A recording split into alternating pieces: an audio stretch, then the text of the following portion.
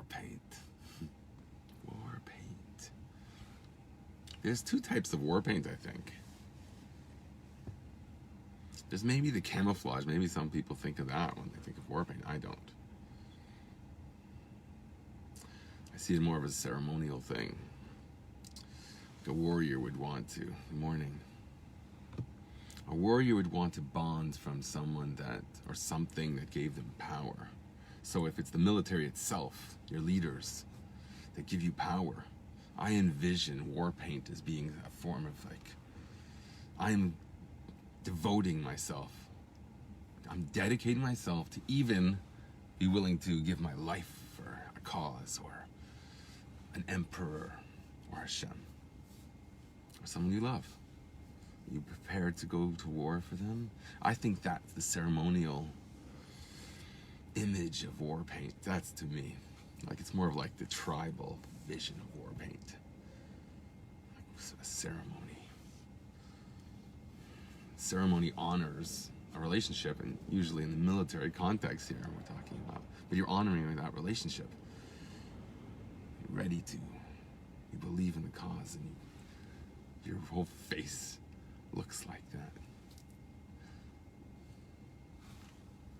So I actually want to speak about Bikurim, but I'm not going to get there yet because this is the way I like for ideas to sort of unfold. Take two things and find something that you're gonna that unites them, and then like it's God directs your steps, right? How much more so when you're studying Torah? Me'ashem mitzad gever kainanu. The steps of your path in life are guided by God. Why would he do that? Why would God bother wasting his time with insignificant creations? Good morning. The truth is, of course, because we're not.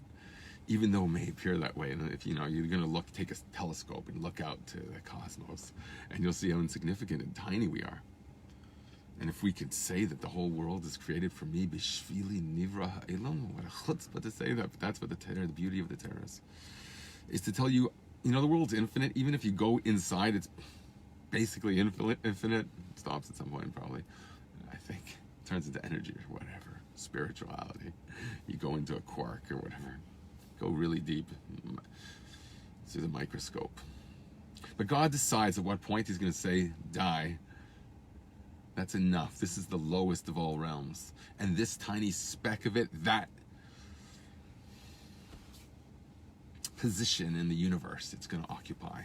And I'm going to make that the diamond of my entire existence, says God. That tiny thing. Sometimes tiny things are precious, a diamond. For some reason we say it's precious. Why? Because it's beautiful. What are God's diamonds? That's what I want to explore. What is it? You want to give a diamond to God because you think God's worth it, or he wants to give it to you? What would that mean?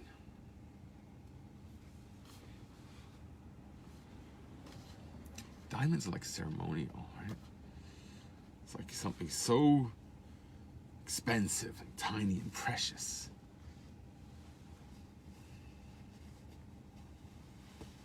That it marks an occasion, typically when jewelry is given. It's more than just an ornament. Shalom. When you go to war outside,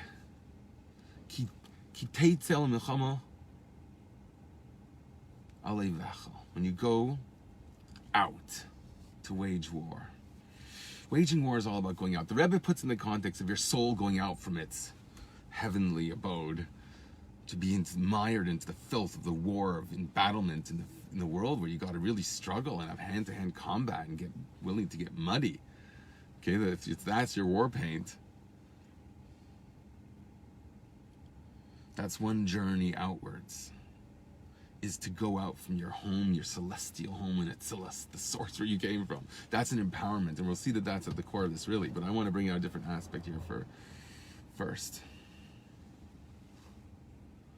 When you go out, what is before? You had all the training. It was like a dress rehearsal. Now when you go out into the world and face challenges, that's if you have the reflex, if you're whipped in the mikvah by someone's towel or slapped on the back with a wet hand because he thinks it's your buddy and it's the Alter Rebbe, and you don't react. You don't have that knee-jerk reaction. You're not a reactor. You don't react to things that happen in the world. That's not a warrior. Even a frenzied warrior, okay, because there's two types of warriors. There's a very disciplined chop. That's a discipline, and when everyone acts in unison, it probably has tremendous effect. I don't know. Thank God I don't know from these things. But you can envision such a thing, a power of marching together.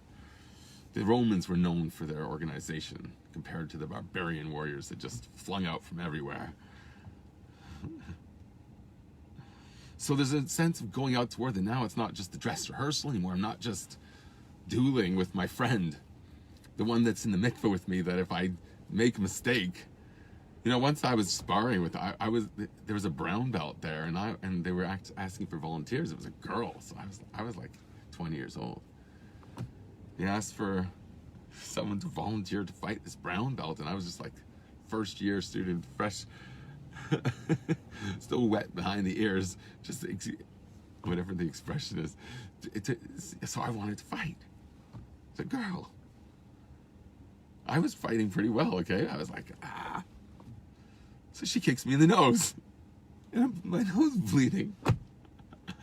I thought that's hilarious. You're supposed to pull your punches, right? Not actually bop the guy in the nose. Oh, so I came up with a funny haiku, a one-line haiku. So you're not really supposed to know where the words break up. Flying drop kick, running metal faucet. I saw a guy doing a flying drop kick onto the urinal to flush it, okay? It was actually a four kick, and then he let it drop. But let's be dramatic about it. Let's embellish this a bit. He did a flying drop kick in front of me. So he wasn't even embarrassed about this, to show his dismay for someone who had failed to, you know, leave the place as he found it. It was a urinal, it wasn't. So he did a flying drop kick on the thing. I thought that's awesome, but why don't we do that at home?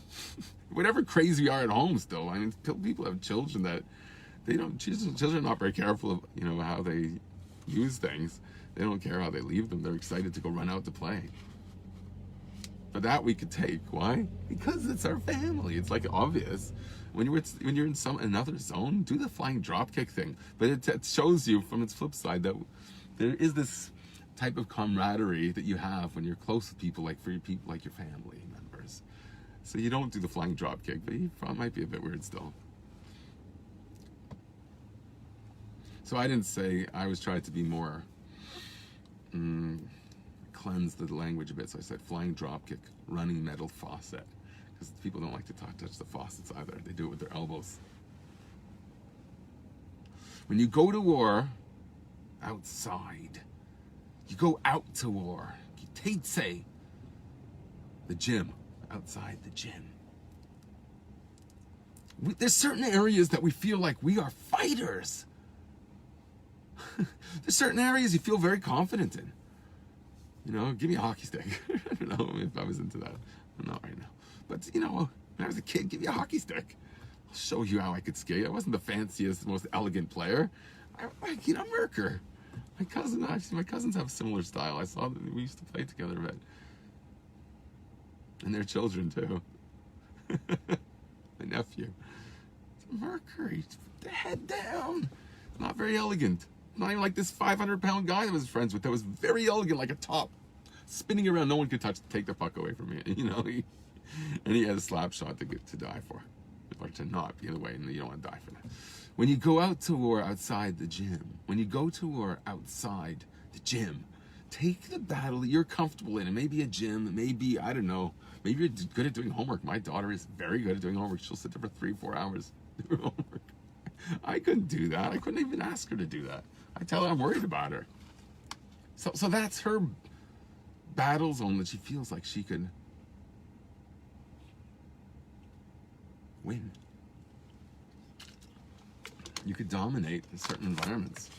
But when it comes to other environments, why do we not have that same roar?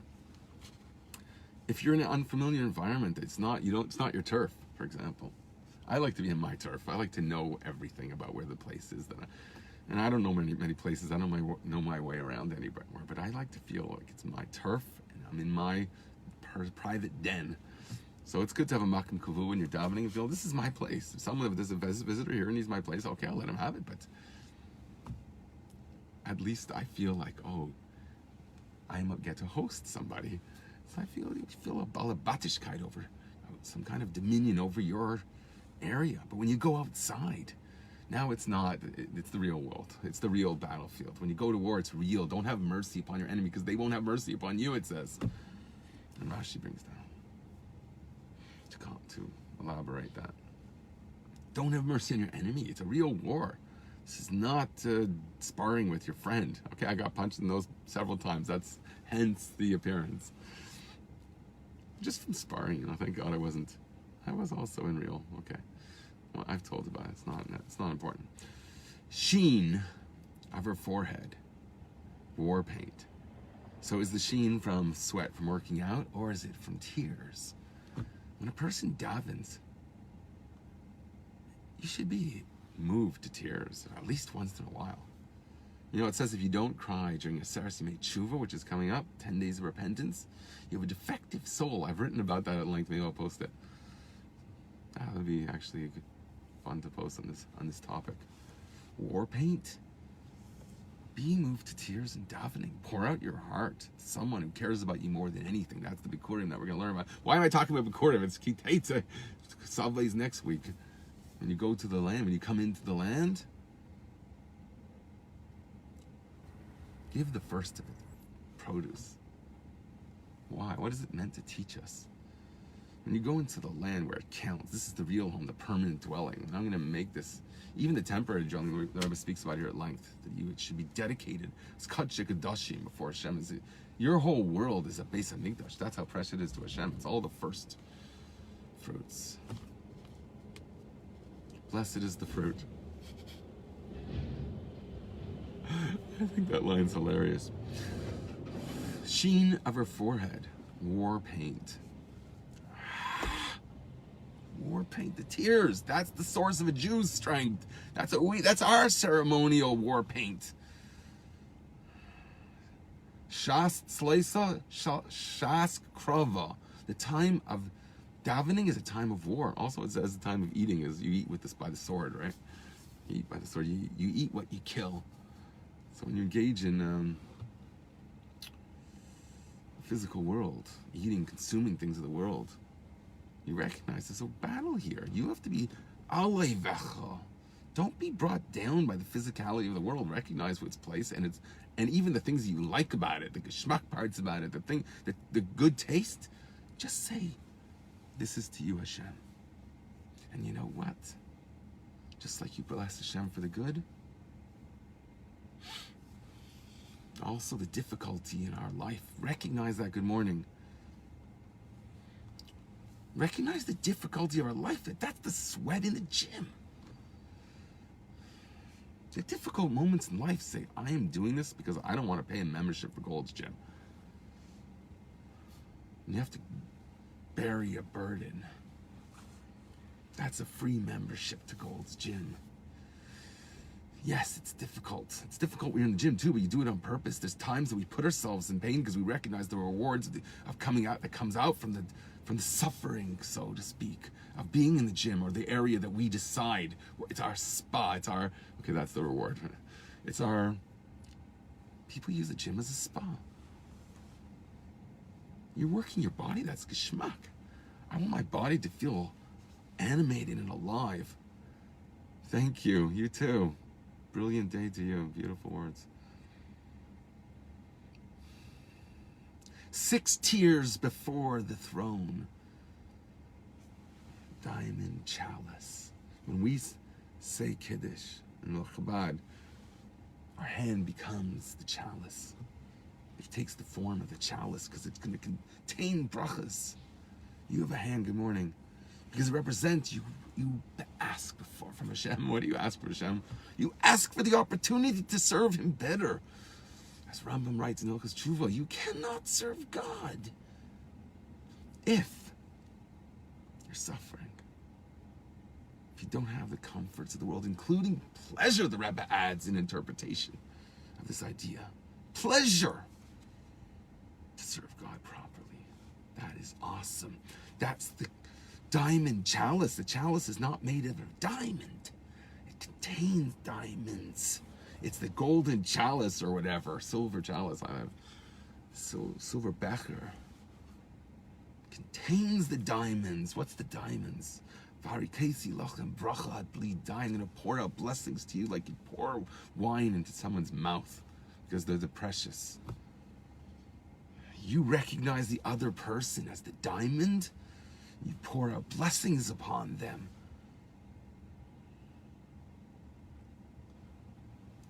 Recognizing the throne. If you want to be the throne, if you want to be the one who sits on the throne, rather, worthy of that, occupying that space in our world, because really that's the role of God. But God allows us to embody that. Embody that in the sense of causing God to sit on the throne. It says in the Zohar. So when does God call it an Adam? When he's b'shleimus, when he's sitting on his throne. So what causes God to sit on the throne? Do Torah mitzvahs, okay? Be a good Jew. That causes God to sit on the throne. That's what Adam did when he was created. So the shleimus of the Adam Elyon, is represented in the shleimus of man, the perfection of man. When man was created, he was perfect. He was called an Adam. He had the shleimus, the kulhu. He had the ultimate health and perfection and wholeness in everything. So he dimmed the sun. Dim sun. Okay, I do that on purpose, but I mean, I train myself to get mixed up on purpose because I think it's cute. Dim sum. He dimmed the sun. Imagine if all of our tears became our war paint, how we dim the sun with the health and the power that you're just harnessing in that. By recognizing that every struggle is something that's going to make you stronger. Why? Because Hashem rigged the world for you. He made the battlefield. He made the trials and tribulations and the pathways of your life. Why? For you. I know it's hard to know that, to feel that when you're suffering. I know people that suffer. I don't even let my heart feel it because I wouldn't be able to handle it. Okay, I'm the kind of guy I'll cry instantly. I just make myself a rock has no pain and an island never cries or something like that. All the tears are outside of it, isn't it? What are those words by those holy Jews? Are both of them Jewish? Simon and Garfunkel? So that's what the Bikurim teaches us next week's parsha. I'm telling you next week's parsha. So I'm trying to link in dates, right? They're often joined anyways. It's one narrative here, these two parshas. I'm preparing in advance. Yeah. Forgive me. Forgive me for using you for that. Beautiful morning in Miami. Beautiful. I'm in Toronto, sunny Toronto. It's overcast today. 6 tiers before the throne. It says in the Zohar that there's 6 stairs. It almost sounds like 6 tiers. 6 stairs. It sounds the same. 6 stairs before the throne. Can you imagine the beauty of just approaching Hashem? And each stair, there's a tier. You're going up the steps before the throne. And God's throne is not completed till man was created. What did man do? Man brought all the world to bow before God. That's what man contributed. That's Avdav L'Shamra. That's what he did there in Gan Eden. And there's all these creations in a perfect environment and perfect health with everything, and they all bowed before God. That's when God's throne is complete, when he created man. He sits on the throne when man does what he was supposed to do, which is like, be a good guy. Right? Be a good person. No one likes when I say that. It's like, if I don't yell at pink yarmulkes, I'm bad. I'm bad because I think that a person is a human being. Get to know the person before you're telling him that he's horrible. What? It's crazy. Just because a guy's wearing a pink yarmulke and he likes different flavors than you? Did you decide that your way you're going to be created? I have challenges in the way I'm created. No, I'm not homosexual. I think that's a challenge. I'm very thankful that I don't have that. Everyone you know that's not that, you should be thankful, but you should have Rahmanis, and someone has a challenge that you couldn't pass. So who are you to criticize somebody else? It's a chilul Hashem. Okay, you're You're the arbiter of what is Chilul Hashem. You have that authority to say it's a Chilul Hashem because someone is created differently than you. I find that insulting to God's creation. I find it personally insulting. Why? Because I'm the brothers of people that are different than me. So what? Help them navigate whatever challenges you think they have by being a good person, not being an idiot. Who gave you the right to stone people to death? What do you think you're doing? What do you think our words are? It's stones, the bed of stones. Make a bed of stones. Don't stone people. You got to know what environment, a toxic environment is when instead of a bed of stones being thrown at you.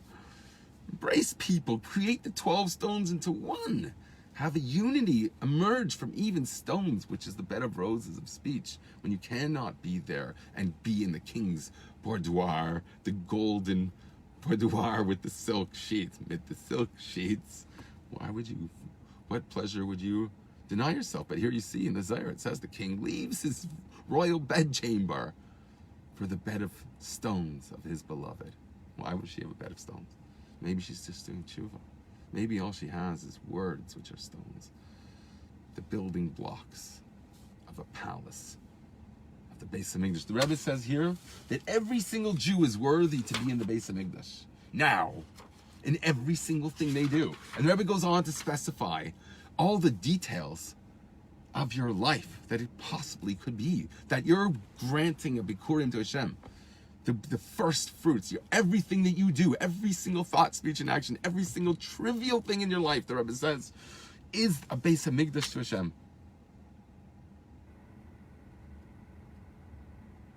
And there's beautiful words here that I really want to read to you. It's getting a bit late. It's really beautiful.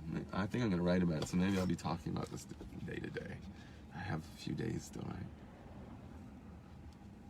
To mull over what it means to. So where would your experience be most precious to God? Imagine you have a child and you send him on a mission. When you go out to wage war against your enemy, what if you had to send your child to war? I mean, people have to do that to defend their country, their ideals that they've, you don't want Nazism, to pervade the world. That to fight against that alone is a worthy thing to die for. So sometimes you have to send out your child. And how would you want your child to engage in the battlefield? It's not enough just to have tears. But the tears that you do suffer while you're at war, while you're in the trenches, the next day when you've come out for war, because it never ends. People who've gone through trauma will tell you that. It doesn't end. Yes, there's a time for tears. What is the flip side of that? Does it say, is that one of the seven? There's seven heaven of Olim? No, that's different. The ace, the 26 aces, or the 24? I forget. A time for this, a time for that, a time for everything, right? There's a time for tears, there's a time for war. Maybe that's the opposite. If it is, that will fit right in, okay? But the tears that you do have, that becomes the war paint. And you know what? God makes chalice of his hand just like you do, because God does the mitzvahs that we do, including the minhagim. It's Torah, right? Minhag Yisrael, Torah, who? Torah, he.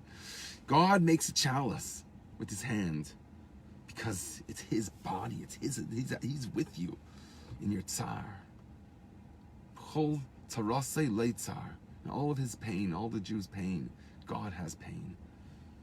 And where, if your child was in was that war, wouldn't you cherish his suffering? Something that you value as the most precious exhibit of the nobility of your son to be willing to give his life for something he believes in. So your suffering is going out to war. It's not just in the gym. It's not a dress rehearsal. It's not where you feel comfortable fighting. It's the actual war that you're sent out to, because that's the mission that God sends you on. That's the bikurim, the most precious thing of all. What would it be? What would be the most precious memory of a father who lost a child in battle? My son suffered for a reason. He has a noble cause. He's willing to give everything for that. That's the person that's worthy, kisavo aretz, and you give bikurim, to recognize that every single aspect of your life and every single moment is the precious bikurim to Hashem, and that's the Beis Hamikdash. That's what the Rebbe says in the Sikha, and he says in the beautiful words. He goes on and on to explain how it's expressed beautifully in the midst of bikurim, that's done in speech and it's done in deed. It has to come out. Indeed. The war paint takes you out to war. Your tears become your strength. And you could do the flying drop kick, not just when you don't want to get germs on your hand. You could do it, you could be alei vecha, do a flying drop kick to your vecha. Isn't that what it means? Alei vecha, upon your enemy, recognizing they're the ones that are insignificant, and you are the precious gem. The speck in the universe is a diamond. It's the tears become the diamond. Okay, any Bram Stoker fans out there? You take the tears, and they're diamonds in your hand. God's taking your tears and cherishing them, and he pours back into you ad bleed die. Because you're going to say, enough already, God. I have to have an opportunity to thank you. I have to have an opportunity to give you more. Reishis tfuasa. God calls us his first produce, the most precious, the most, it brings, if you understood that, yeah, my food doesn't come from a sheen, it comes from the whole process, right? Can we help but cry at times? If you had control over your tears, I guess then you could have such an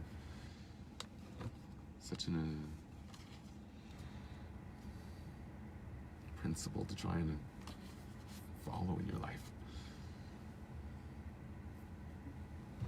There is something very empowering being able to stand in a room and have tears running down your face and saying, I don't care that you think I'm weird. There's something empowering about that.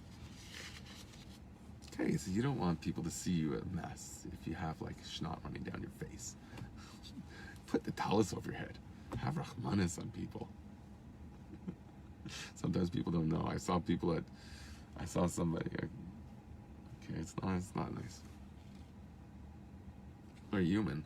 It's said that the Frierdiker Rebbe looked up to his father because he cried in places that the Torah told him that it's important to cry, and he would cry then. And of course, it's genuine. It's a Rebbe, the Rebbe Shab. The Frierdiker Rebbe is saying about this his father, and he admired that most about his weeping and prayer, that he did it in the places where the Torah specifies, pray here on the dotted line, and he just did it. And that the Frierdiker Rebbe had tremendous respect for recognizing the beauty in that in his father. But it said that when the Rebbe Shab cried, there were 4 streams coming from his 2 eyes and his nostrils. So yes, it's not a pretty sight when someone is real genuine, when you're real and raw. It's not a pretty sight. Sometimes it looks, Eliezer ben Dordaya did not look like something that you could stomach. Suffering is not pretty. But try to at least see the wounds that you come from, the battlefields that have made you who you are. See those wounds as battle scars and treasure them, because God treasures that. What could he treasure more if you're a father that's even had to send his child off to war?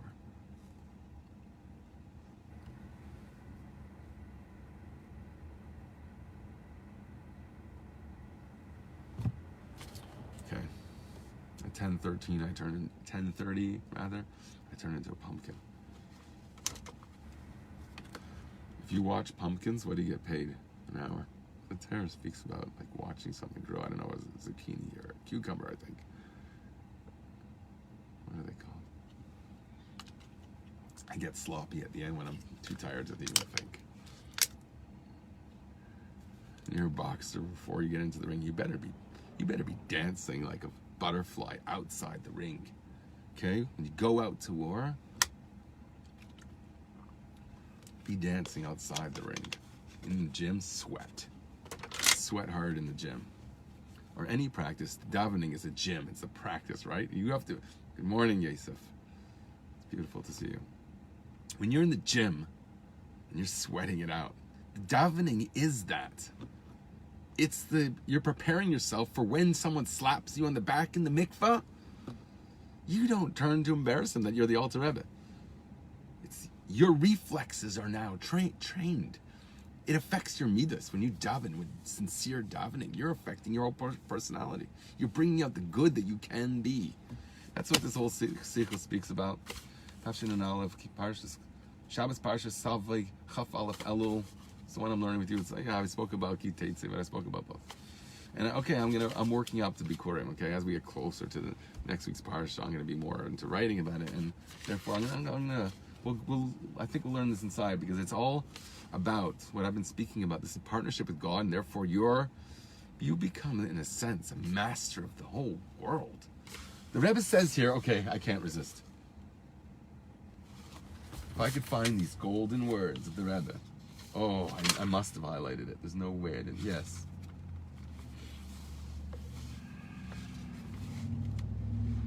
Think how powerful it is to know, empowering rather, it is to know that Hashem's guiding your steps. Al derech mikdash adnai kainenu yadecha. The sanctuary of God, the base of Mikdash of God, the name of God, Aleph Daled Nun Yud, which means God's mastery of the world. Malchus, in a sense. Kainenu yadecha. Fashioned by your hands, the product of your hands, directed by your hands. Here, so we're making tying the idea of God directing our path. The empowerment of that is Hashem is the one who guides my hand. Mikdash Adnai Kainani Yadecha, rather the Mikdash of Hashem. So God's saying, the Rebbe is saying that our path is the Mikdash of Hashem. It's so precious to God. Every single thing we do, the Rebbe goes on to say here, at great length. Biz, as a id, hatem kayach, balabatish to afton, ashinu v'chidish, in the mizmanu makom. That a Jew has the power and ownership, balabatish, the Rebbe says, to accomplish a change. Remember, someone was telling me, who am I to change a community? If I don't see a vision for the community, fine, I should shut up. But if I'm in a forum when you're supposed to talk about what's good for individuals and the community and the Jewish people on a whole, I'm not going to sit there and shut up. I either don't have a vision, which I did for many years, and I did shut up, or I say, we got to change. And a Jew, the Rebbe says here, in his final words that he ever said in this parasha so far, that we've had the merit to hear, he tells you that and this is after Kayach Nisan Tafshin Alef, okay, the Chav Chas Nisan, whenever it says it's all to you. So he's giving you hints here on what you have to tap into, powers that are not mortal. Yes, I know I'm saying that because the Rebbe's saying it. A Jew has the power and balabatishkeit to accomplish a change and a chiddush, an innovation, something new. You go into an environment and you change that environment. Don't be ashamed to have a message to the world. Okay, so get thrown out of some parties. Big deal. Be willing. If you were in a chas v'shalom, an environment like Soviet Russia, be willing to get thrown in prison for something worthwhile. You have Yiddishkeit to live. That's the Frierdiker Rebbe's whole approach. And I know it's hard, and I don't want to be the one to go on the front lines either. Nobody wants to be thrown under a bus. But if someone chas v'shalom has done that, or feels that they're being thrown under the bus, if you did that for a good cause, what could be more worthy and precious? And what's the kayak to succeed? What's the power for us to be able to succeed in changing? So it says, so a Jew has the power not only to change and innovate, make something new appear, in the zman u'makom, not only in place but in time. How do we know time? Yisrael dekashinhu l'zmanim. The Jewish people are the ones who sanctify the different times of the year. That's why the holidays are based around our counting of the new moon. It has to be done through the power of the mortal, the human Jewish court. b'negeya to kiddush hamakom, so too with regard to sanctifying space, durch binyan beis haknesses by building shuls. People, that should be your goal, not to make $1 zillion. Build a shul, build a community, change the world, change time by sanctifying your time, by having worthy goals to devote yourself to, like building shuls in time and space. By sanctifying every single moment and every single thought, speech, and action, to recognize that the most mundane things, the most things that express you, that's the dear about the thing that I keep wanting to speak about, I never get to talking about. Sorry, I know I do that. Because it's so essential to understand that God wants to dwell in the lowest part of you. So I'm saying, what is the lowest part of you? Your suffering, your fears, your pleasures. They're really two things, okay? Those are the things that get your attention. God's guiding you there and empowering you to find a holy outlet for whatever drives you. That's the taktainim. That's what you have to understand when you hear a word that just is words. People don't know what they're learning. They're afraid to bring about things and really understand it in terms of people already speaking. Don't tell me the Super Bowl doesn't exist if people are watching it. Understand what's driving people to that, and make it better than the Super Bowl. I don't care if it takes up $100 million.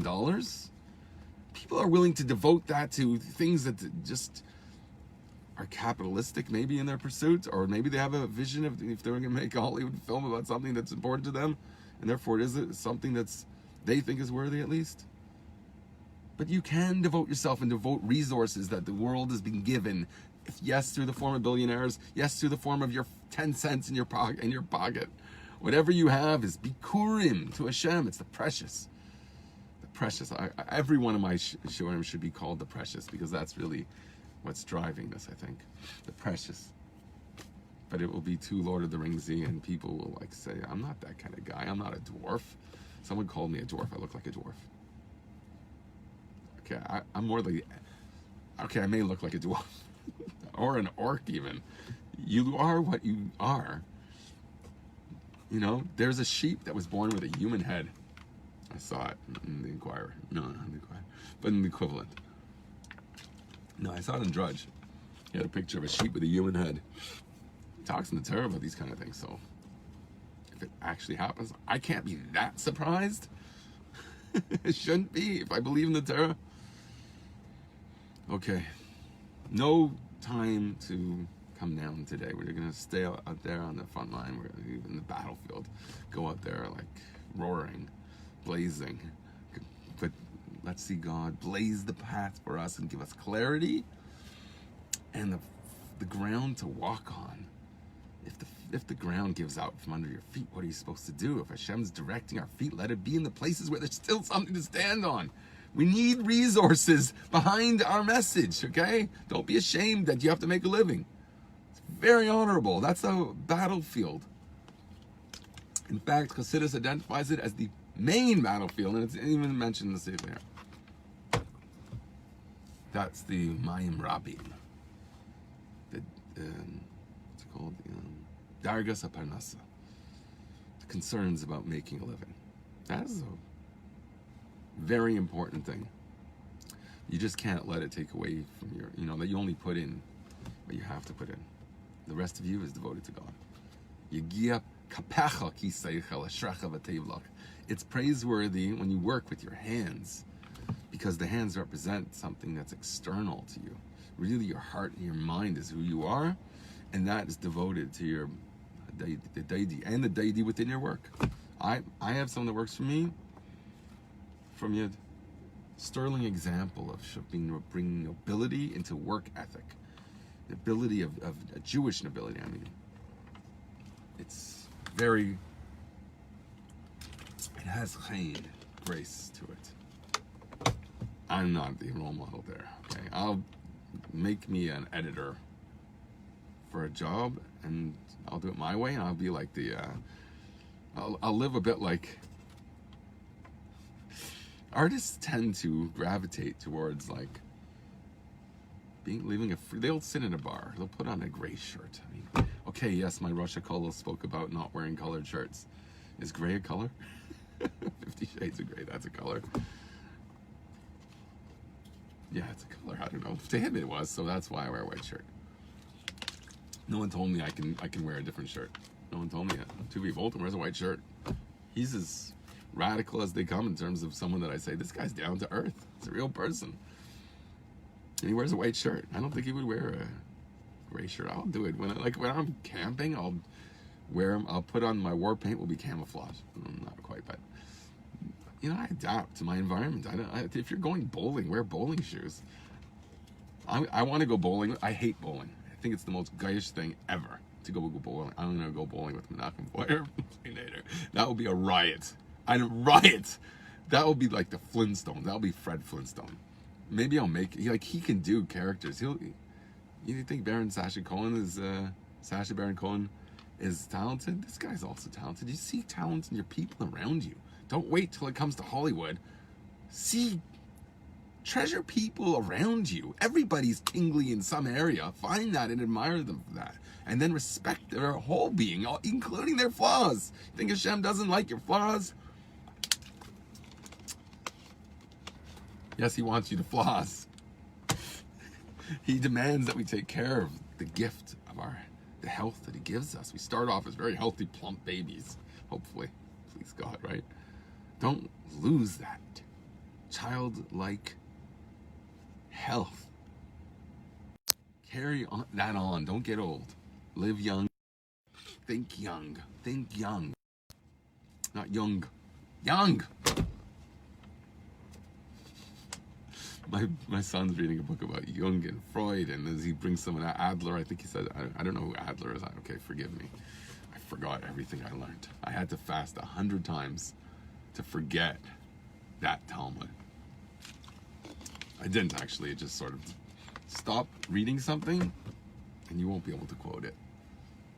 It's only what you're reading all the time that you'll be able to quote. If I don't read a verse, okay, I'm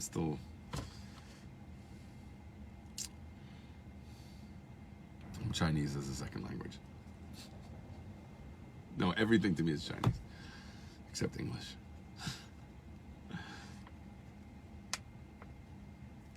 I like English. I used to be a math guy. And like smoke, it went up in smoke, that part of me, literally. I don't like numbers anymore. I find numbers annoying. I like making numbers into stories, like ideas. That I like. I think that's the really deep number people, the gematria dudes.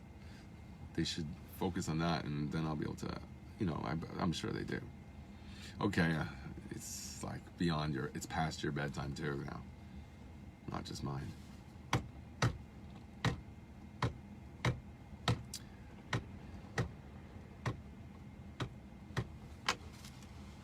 We need music when I do that. I think we need music.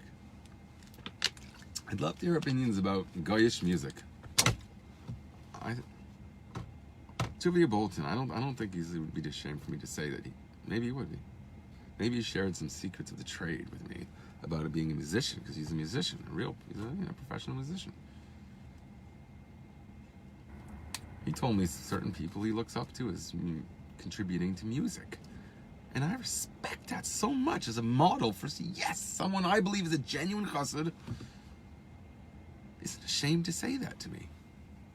And I took that as a message. There is the idea of the Rebbe sending someone to Harvard. There is the idea of the Rebbe recognizing Mendel Futterfast is going to wear a different type of hat than the other guy. There is room for individuality, even in Chabad. There was a guy who whistles, right? Was it Reb Meir Abasera? Everyone's unique. He was a unique individual. He is alive still. I haven't seen him in a long time. Arichas Yamim Shanim Teva. Whatever you're supposed to say. May he live forever. Okay, I speak English. I'm working on everything, right? I'm working on actually my accent, my Yiddish accent, more than even speaking Yiddish. Is to make it humorous. I'm not good at it. Okay, I'm not a comic. It's just one of my frustrated closet talents that hasn't. I also want to sing, and I'm a Levi, so I can't sing. But I'd love to sing. I would love it. I want to write songs. I would not want nothing more If God said, that's what I want you to devote your time to, I would be so happy. I just don't think he wants that of me.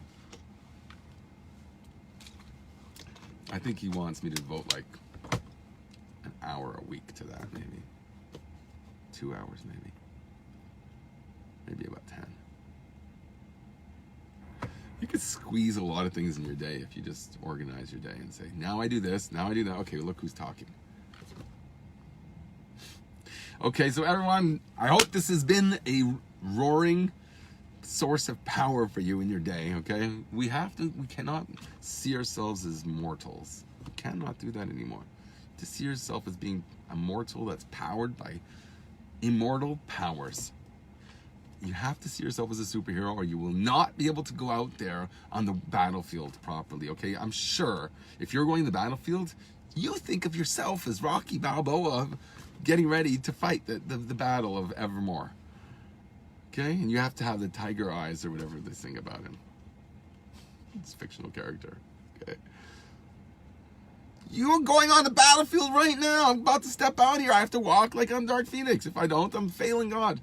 That's my mission. That's your mission. Whoever you identify with, the Incredible Hulk, you're green. Now I relate to you better. Now I understand you more. Whatever you are, everyone's like, they say that everyone looks like a certain type of animal. I have a source. I found a source for that the other day. I think it was, I don't know, I'll be Kabbalah. That covers everything. That's the stomach ache of the universe, Lahavdil, like the flip side of that.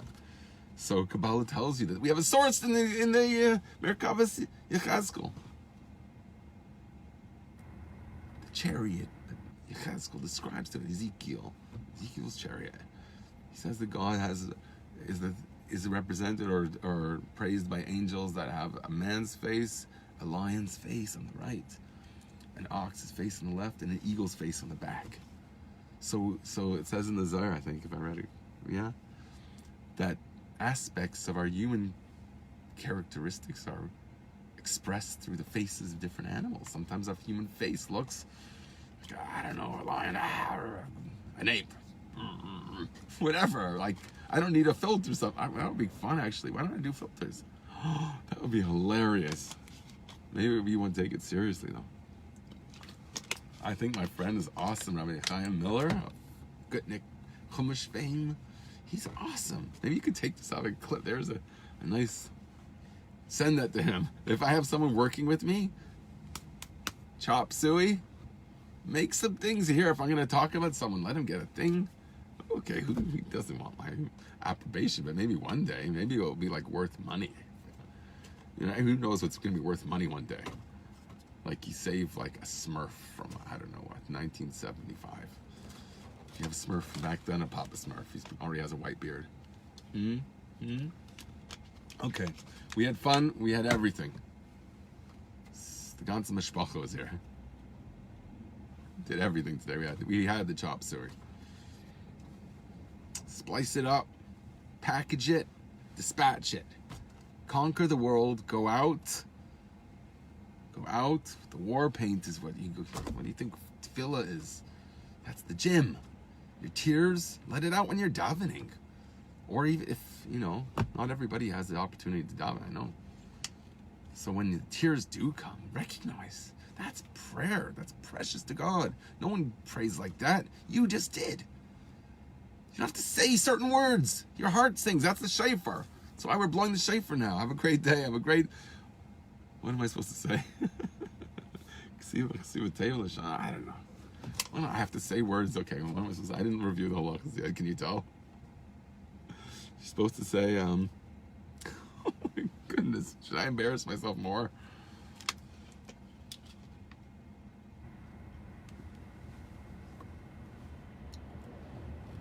I just have that song in my Ksiva v'chasim teva l'shan teva u'mesuka.